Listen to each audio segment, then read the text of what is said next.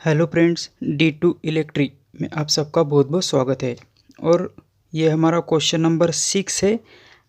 RL C circuit के जो भी न्यूमेरिकल सीरीज़ हम ले रहे हैं उसका ये क्वेश्चन 6 है। और इसमें क्वेश्चन बोल रहा है कि कोई एक कॉइल है जो कि 2.5 एम्पियर का करंट लेती, जब उसको 250 वोल्ट 50 हर्ट्ज सप्लाई पे कनेक्ट करे और वो जो टोटल पावर कंज्यूम करते हैं वो करते हैं 400 वैट। तो इस बेस से हमें इसका पावर फैक्टर कैलकुलेट करना है। पावर फैक्टर को कैलकुलेट करना है। उसके बाद में इस सर्किट का रेजिस्टेंस कितना रहेगा वो निकालना है।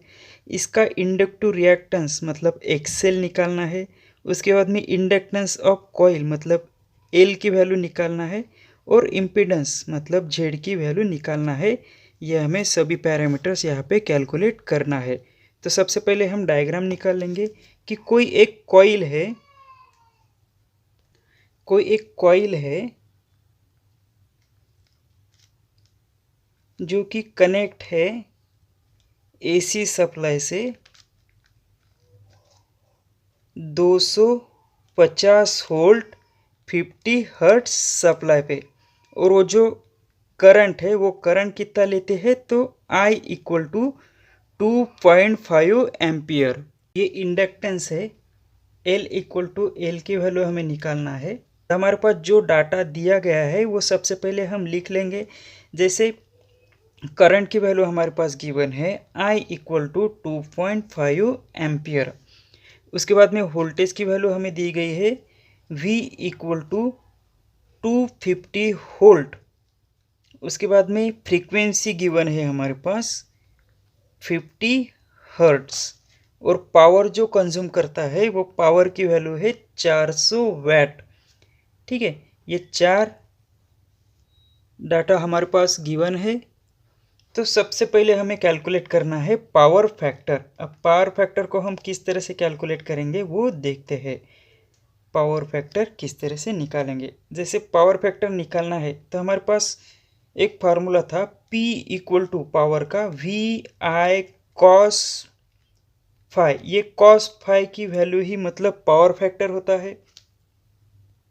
तो इसमें हम वैल्यू रख लेंगे। जैसे पावर की वैल्यू है हमारे पास 400 वैट, वोल्टेज गिवन है 250 वोल्ट, करंट भी हमें पता है 2.5 एम्पियर।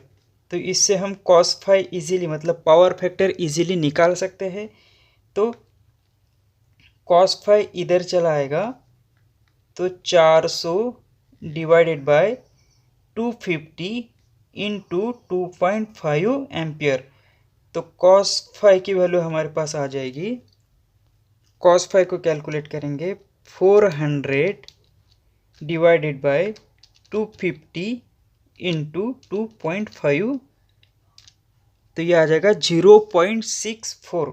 0.64।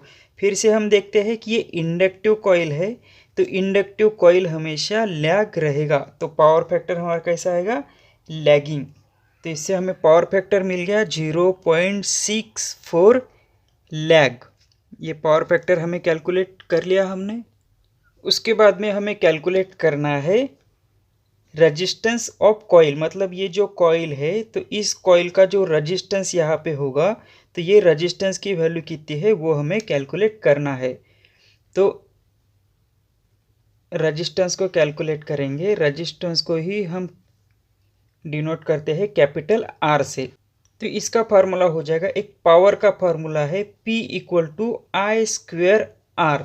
तो R अगर हमें निकालना है तो R equal to P divided by I square. इस तरह से हो जाएगा। हमारे पास पावर भी गिवन है, करंट की वैल्यू भी गिवन है। तो पावर की वैल्यू है 400 और करंट की वैल्यू हमारे पास है 2.5 का स्क्वायर है। तो ये डबल इंटू हो जाएगा। तो इसको अगर हम सॉल्व करेंगे तो 400 डिवाइडेड बाय 2.5 इंटू 2.5 इंटू 2.5, इसको अगर हम कैलकुलेट करेंगे तो ये आ जाएगा 64। तो रजिस्टेंस की वैल्यू आ जाएंगी 64 ओहम। ओहम जो है ये रजिस्टेंस का यूनिट है। तो यहाँ पे हमने कैलकुलेट कर लिया 64 ओहम। रजिस्टेंस की वैल्यू आ गई 64 ओहम। तो ये सेकंड पैरामीटर भी हमने सॉल्व कर लिया। अब थर्ड जो है वो निकालना है इंडक्टिव रिएक्टेंस। अब इंडक्टिव रिएक्टेंस मतलब ही होता है एक्सएल। एक्सएल से हम डिनोट करते हैं और एक्सएल का जो फार्मूला है वो है 2πfl। तो 2 इंटू पाई की वैल्यू है 3.14। फ्रीक्वेंसी हमारे पास गिवन है 50 हर्ट्ज इंटू एल की वैल्यू गिवन नहीं है, एल की वैल्यू हमें निकालना था। यहाँ पे इंडक्टेंस ऑफ कॉइल, एल की वैल्यू निकालना है और इंडक्टिव रिएक्टेंस भी निकालना है, मतलब दो वैल्यू निकालना है। तो अब हमें क्या करना पड़ेगा कि सबसे पहले इम्पीडेंस को कैलकुलेट करना पड़ेगा। इम्पीडेंस को जेड से डिनोट करते हैं और जेड का जो फार्मूला आता है वो आता है V डिवाइडेड बाय I। और इसको अगर हम कैलकुलेट करें तो वोल्टेज हमारे पास गिवन है 250 और करंट की वैल्यू हमारे पास गिवन है 2.5। तो यहाँ से इसकी वैल्यू आ जाएगी 100 ओहम, मतलब जेड की वैल्यू हमें मिल गई 100 ओहम।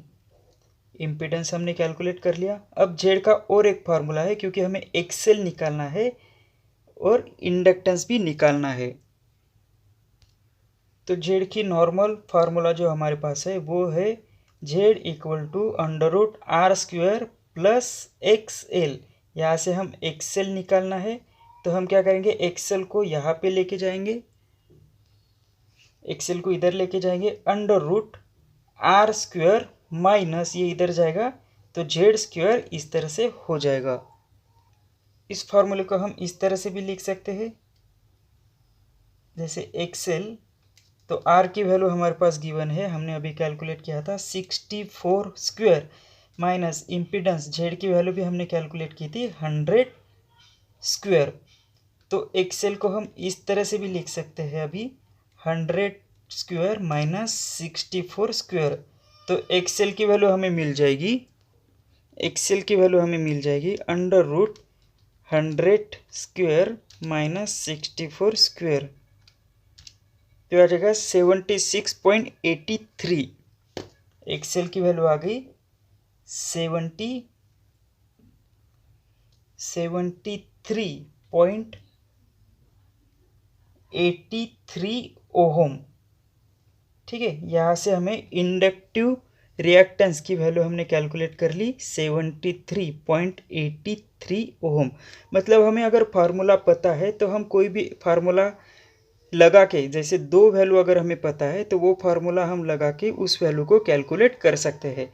जैसे यहाँ पे एक्सएल की वैल्यू हमें पता नहीं थी, एल की भी वैल्यू पता नहीं थी, इसलिए हमने इम्पीडेंस का ये फार्मूला कैलकुलेट किया, उससे हमें इम्पीडेंस मिल गया। फिर एक्सएल निकालने के लिए हमने इम्पीडेंस का ये फार्मूला यूज़ किया, उससे हमें एक्सएल मिल गया। तो यहाँ से हम अब इंडक्टेंस ऑफ कॉइल इजीली निकाल सकते हैं। जैसे एक्सएल की वैल्यू हमें पता थी तो यहीं पे हम लिख लेते हैं 73.83 equal to 2 into 3.14 into 50 into L. तो एल की वैल्यू अगर हम यहाँ पे कैलकुलेट करें तो एल की वैल्यू हमें मिल जाएगी 0.24 हेनरी। ये यहाँ पे एज इट इज़ रहेगा, ये पूरा टर्म इसके डिवाइड में चले जाएगा, तो हमें कैलकुलेट करने के बाद ये वैल्यू मिल जाएगी। तो यहाँ पे इंडक्टेंस का वैल्यू जो हमें मिल गया वो मिल गया 0.24 हेनरी। 0.24 हेनरी, ये हमें इंडक्टेंस का वैल्यू पता चल गया। यहाँ पे रेजिस्टेंस का भी वैल्यू पता चल गया और इम्पीडेंस हमने कैलकुलेट किया था वो निकला था 100 ओम। तो इस तरह से हमने इस पूरे पैरामीटर को स्टेप वाइज सॉल्व कर लिया है। तो ये इंडक्टिव रिएक्टेंस था, ये इंडक्टिव रिएक्टेंस, ये आंसर हमारा थर्ड निकला था, आंसर थर्ड। उसके बाद में इम्पीडेंस निकालना था, ये हमारा आंसर 5 हमने कैलकुलेट किया। उसके बाद में इंडक्टेंस ऑफ कॉइल मतलब एल की वैल्यू निकालनी थी, तो ये हमारा आंसर 4 हो गया। उसके बाद में रेजिस्टेंस निकालना था, ये आंसर हमारा 2 का कैलकुलेशन हो गया। उसके बाद में ये जो पावर फैक्टर निकाला, ये निकाला हमारा आंसर 1। इस तरह से हमने सभी पैरामीटर सॉल्व कर लिए।